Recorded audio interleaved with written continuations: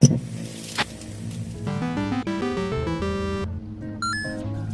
played 16 games, and what did I get? Material for a new video to pay my debt. Every 6 months I do an examination where I play games that got no one's consideration. I played 16 games for 30 minutes each, and my email was the only place they've breached. I found them next to spam, scams, and network programs, suspicious payoffs, pages of ripoffs, and an offer for detox. That's the stuff you'd find in my inbox. If I had a nickel for every puzzle platformer from my inbox that I played this past week, I'd have 25 cents. On Rusty Trails is a common but uncommonly good unknown puzzle platformer that differentiates itself starting with a slick presentation. Snappy, responsive controls and a sharp, striking screen of clean artwork has you platforming while a doopy soundtrack of freestyle robo-jazz twirls about in the background. The gameplay gimmick is that you're exploring the societal differences of two argumentative peoples by way of swapping through disguises of both of them, passing through hazards one costume's immune to that insta-kills the other on a frame-by-frame basis. Since you magnetically stick to walls and ceilings, you have an interesting series of levels that force you to rethink typical platformer conventions of where the ground and gravity are supposed to be. Even some of the weirdest gravity-defying platformers might have steered you in the wrong direction for where this game wants you to go. Just when I thought I'd know what to expect out of this sort of affair, Rusty Trails kept throwing something new at me, and it all comes in fast through quick, almost Meat Boy-sized levels.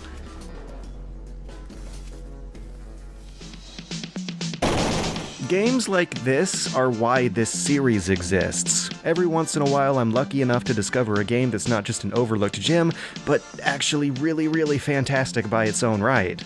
I have a sneaking suspicion that this game might have already achieved a cultish fanbase and that I'm just gonna look like an idiot by never noticing it, but anyways. Captain Forever Remix is a game where you build lumbering heavy spaceships out of grid-shaped parts and then slowly saunter them into slippy, slidey physics battles of maneuverability. You're struggling to rotate, strafe, and thrust your armor towards the enemy's weapons and your weapons towards the enemy's cockpit.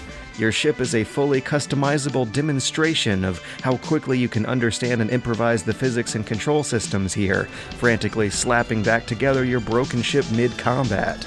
The whole concept of this game's gameplay is a beautifully personalizable software toy, and it's all presented within the style of a 90s Nickelodeon cartoon and the trappings of a modern roguelite. You have just one shot to make it to the end, but you're not likely to. So instead, you progress through just enough levels to unlock fancier ship parts that'll eventually get you there. I love it! It's stylish, it's confident, playing it creates comedy and fun in a way that not enough games do and more games should. What we have here is a dirt cheap, completely amateur one-man take on a Bloodborne clone. It's certainly not as refined as the other games on this list, hell, let alone any other game you might play this year, but I always like taking a dive into amateur projects like these to see demakes distill the essence of what inspired them. Lo-fi art combined with ample freedom to play with the macabre gives this game a truly sinister atmosphere.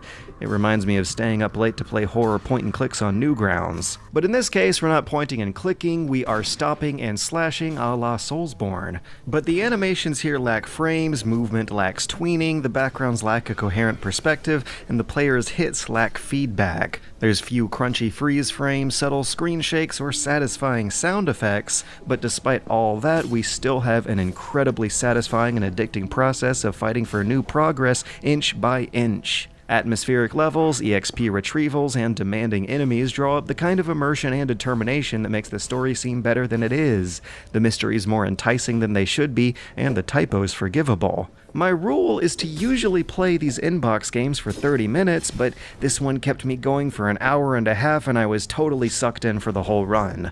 And I actually want to come back to see what's at the end of this game.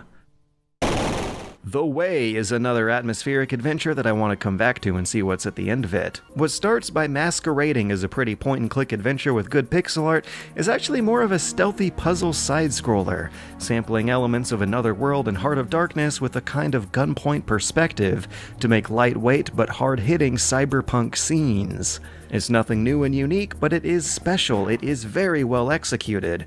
It's a pixelated realization of 90s sci-fi with vivid world building, as seen through an unreliable protagonist with morbid goals. Puzzles aren't too abstract. They're all playing with variables that make sense for the motivations the story set up for you, and the process of sneaking through a top-secret metal base evokes memories of Deus Ex and Metal Gear Solid, and did I mention it has good pixel art? It looks good, it feels good, and it also truly feels like a competent sibling to the games and science fiction that inspired it. No clue why this one isn't more popular. Lonely Star is a survivalist tribal American RPG set in a weird wild wasteland, where just journeying to a gas station in the desert is a terrifying trek from a starting town that feels like a hippie commune crossed with a doomsday cult. Complicating your spirit journey formation are wild animals that don't attack unless cornered, a talk button that's labeled as a listen button, and hallucinogenic plumes of smoke that suddenly turn the world into a nightmarish trippy hellscape.